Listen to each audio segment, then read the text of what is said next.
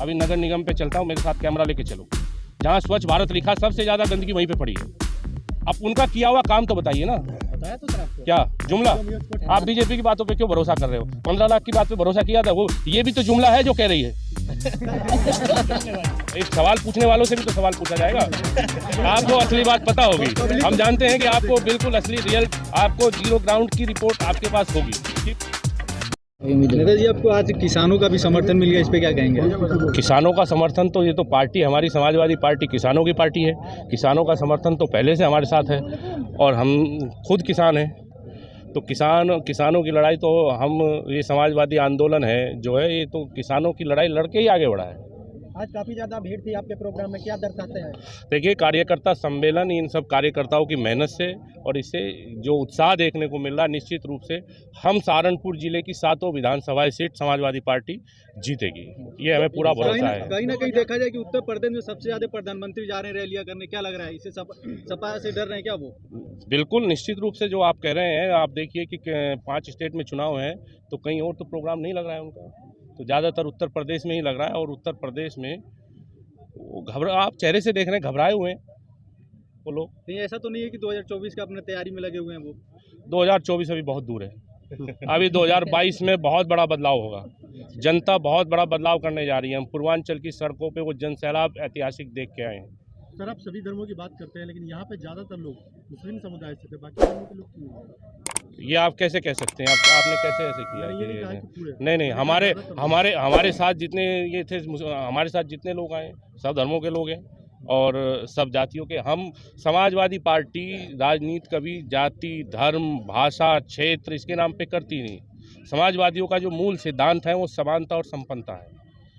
वो कभी ऊंच नीच, स्त्री पुरुष इसमें भेद नहीं करती है। समाजवादी पार्टी हमेशा समानता और संपन्नता की राजनीति। उत्तर प्रदेश में अभी बीजेपी का दबदबा ज्यादा है, आपको लगता है? नहीं, आपको लग रहा है कि बीजेपी का दबदबा है। मुझे तो पता है कि कल भी मैंने देखा था, गाजियाबाद में भी रैली थी, 300 रुपये पे बच्चे ले जाए जा रहे थे और सरकारी तंत्र लगाया हुआ है पूरा। और आप शायद पूर्वांचल और सड़कों पे नहीं देखा, आपने शायद मेरठ की रैली नहीं देखी। सर, हम लोग पब्लिक ओपिनियन करते हैं ना गांव में, हाँ, तो हमें पता होता है थोड़ा। नहीं, पब्लिक ओपिनियन आप करते हो तो आपको फिर असली बात पता होगी। आप रियल आपको असली बात पता होगी। हम जानते हैं कि आपको बिल्कुल असली रियल, आपको जीरो ग्राउंड की रिपोर्ट आपके पास होगी कि जनता क्या चाहती है। जनता परिवर्तन चाहती है। जनता महंगाई से, बेरोजगारी से, भ्रष्टाचार से, हर चीज़ से त्रस्त हो चुकी है और जनता बड़ी तनाव में है। वो बहुत जल्द इस सरकार से छुटकारा चाहती है और समाजवादी पार्टी पूर्ण बहुमत में 2022 में वापसी कर रही है। ये जनता की सरकार है, जनता के लिए, किसानों की सरकार है, नौजवानों की सरकार है। उनको रोजगार भी देगी, लैपटॉप भी देगी और विद्या कन्या धन भी देगी। और लोगों के चेहरों पे, ये सरकार जब बदलेगी तभी लोगों के चेहरों पे मुस्कान आएगी। योगी जी ने तो स्मार्टफोन बांट दिया ना सर? योगी जी ने, आप भी चला रहे हो उनका बांटा हुआ स्मार्टफोन? आपको मिला? मैं स्टूडेंट नहीं हूँ। तो किसी को मिला होगा। हाँ, मिला। तो पहले क्यों नहीं बांटा? इलेक्शन का टाइम है। नहीं, तो फिर अब तो इलेक्शन के टाइम तो पे वो अच्छा, ये बताइए, उनके मैनिफेस्टो में कितने वादे हैं जो आप जानते हैं कि उन्होंने पूरे कर दिए? एक बताइए, एक का बता दीजिए भाई। सवाल पूछने वालों से भी तो सवाल पूछा जाएगा। 15 लाख रुपए मिले आपको? चलना है? नहीं, 15, ये कहा था कि 2022 तक 80 करोड़ रोजगार। 15 लाख प्रधानमंत्री के मैनिफेस्टो में भी नहीं था, उन्होंने जुमला दिया था। आप मुख्यमंत्री, तो आप उनके जुमले से सहमत हो? बिल्कुल सहमत हो? तो ठीक है, हम क्या बोले जुमले में? अमित शाह जी ने खुद कहा कि ये जुमला है, तो मैं क्यों नहीं कह सकता? नहीं, अमित शाह जी ने कहा तो इसका मतलब जनता का जो वोट है वो धोखा दे के लिया है, लालच दे के लिया है, जुमले से लिया है। तो हम तो कह रहे हैं कि ये इनका हर वादा झूठा है, इनकी हर बात जुमला है, इन पे भरोसा नहीं कर सकते। ये जन विश्वास, अच्छा, ये कह रहे हैं कि जन विश्वास यात्रा, कितनी भीड़ आप देख रहे हो जन विश्वास यात्रा में?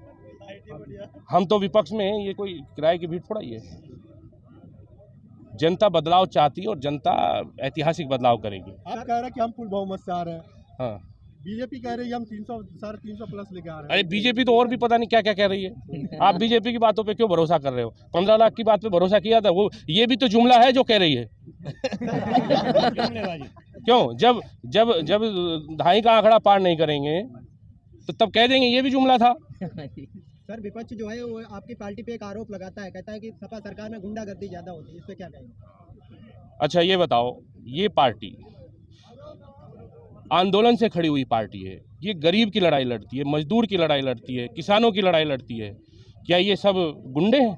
अगर गरीब आदमी की लड़ाई लड़ना, किसान की लड़ाई लड़ना, मजदूर की लड़ाई लड़ना गुंडाई है तो ठीक है। सर, तो अखिलेश जी भी 5 साल राज किया है ना उत्तर प्रदेश पे, कितने गरीबों का कल्याण हो गया? जितना उन्होंने आदरणीय अखिलेश यादव जी पहले देश के ऐसे मुख्यमंत्री हैं जिन्होंने 2 साल में अपना पूरा मैनिफेस्टो पूरा किया, 22 महीने में एक्सप्रेस वे बनाई। आज जिन चीज़ों का ये उद्घाटन कर रहे हैं, किसके बनाए हुए हैं आप बताइए? ये आज अटल जी की जो मूर्ति जहाँ पे लगाई है, किसने बनाया? वो कहाँ लगाते हैं ये मूर्ति अगर नहीं बनाते अखिलेश जी? अब उनका किया हुआ काम तो बताइए ना। बताया तो सर आपको, क्या जुमला? देखिए, ये सब ध्यान भटकाने वाली चीज़ें हैं। लोगों को धर्म के नाम पर गुमराह कर दीजिए। दुनिया का सबसे समझदार आदमी लोगों को ये धर्म के नाम पे लड़ा के राज करता है और जनता को मूर्ख बनाता है। जनता कभी भी, देखिए, धर्म हमारा कोई भी हो, धर्म हमें नेकी सिखाता है, बदी नहीं सिखाता, किसी से नफरत करना नहीं सिखाता। हम किसी से, चाहे आप जिनकी बात कर रहे हैं, हम उनसे भी नफरत नहीं करते। धर्म नफरत नहीं सिखाता। लड़ाई विचारों की है, लड़ाई नाइंसाफियों के खिलाफ है, लड़ाई जुल्म के खिलाफ है। लेकिन बीजेपी भी तो यही कहती है कि मैं धर्म को पहला पे नहीं रखता हूँ। तो एक नारा है ना, क्या? सबका साथ, सबका विकास, सबका सम्मान। सबका आपका सम्मान हो रहा है? सम्मान हो रहा है ना यूपी? नहीं, ऑक्सीजन की जरूरत पड़ी थी कोरोना में। विश्वास है आपको? अगर दोबारा से कुछ होगा तो आपको विश्वास है? लेकिन बीजेपी ने तो सर बड़े-बड़े बैनर भी लगा दिए प्रदेश में। अरे भाई, उन्होंने बैनर वहाँ आपने देखे? अभी नगर निगम पे चलता हूँ, मेरे साथ कैमरा लेके चलो, जहाँ स्वच्छ भारत लिखा, सबसे ज़्यादा गंदगी वहीं पे पड़ी है। सारा पैसा प्रचार में ही तो खर्च किया है। अरे भाई, सारा पैसा प्रचार में खर्च किया है। जहाँ स्वच्छ भारत लिखा है वहीं सबसे ज़्यादा गंदगी पड़ी है। अब इससे समझ जाओ सब बात। आपने कोरोना की बात की है, तो कोरोना में इन्होंने पैसे नहीं किसी को बांटे, लेकिन अब चुनाव आने वाला है तो सबको 1,000 रुपए नई योजना अब तो ये पर देखिए अब तो ये कुछ भी बांट देंगे, पैसे का इस्तेमाल भी करेंगे, हर उस चीज़ का इस्तेमाल करेंगे ये सत्ता हासिल करने के लिए, ये लड़ाने के लिए भी इस्तेमाल करेंगे। तो अब लोग इनके बहकावे में आने वाले नहीं है। जनता सब कुछ समझ गई है और जनता बदलाव चाहती है। और पूर्वांचल से लेकर के पश्चिम तक जिस तरह का जन सैलाब सड़कों पे देखा है, हमने अपने राजनीतिक जीवन में ऐसा सैलाब कभी नहीं देखा। इसलिए 2022 में बहुत बड़ा बदलाव होने जा रहा है।